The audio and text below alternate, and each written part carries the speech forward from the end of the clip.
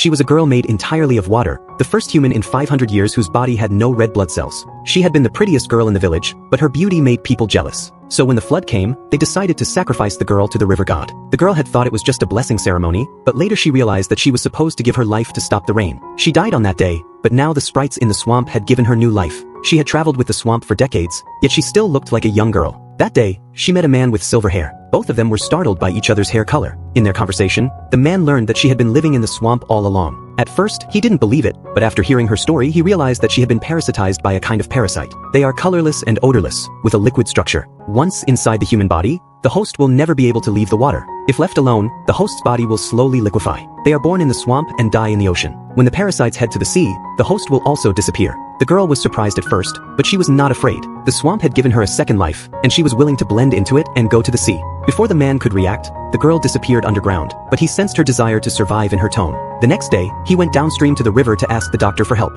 At the place where the underground river meets the ocean, he found the spot to block the swamp. He gathered the villagers and set up a big net. Since the villagers often got help from the doctor and the man, they were happy to lend a hand. They waited quietly until night fell. Suddenly, the swamp took on shapes like octopus tentacles. The villagers thought it was a sea monster and raised their spears. Luckily, the man stopped them in time, or they would have hurt the girl. But huge waves began to crash against the net. The villagers clung to the net, trying to save the girl who had not yet disappeared. A large number of parasites went mad and broke through the net. In less than a minute, the swamp was gone. The river gradually calmed down, but the girl was not pulled to the shore. The man looked at the last piece of clothing she had worn and guessed that she might have completely merged with the parasites. The next morning, tiny creatures from the swamp brought the fisherman a rich harvest and also brought a strange girl. The villagers called for the man, and to his surprise, the girl's body had become semi-transparent. Under the man's care, the green color on the girl completely faded away. She had never felt so clear-headed and free. It turned out that when she had become one with the swamp, she had felt the fear of death for the second time. Soon after, the girl lived in the village. She decided to live by her own strength, and the man would continue his journey.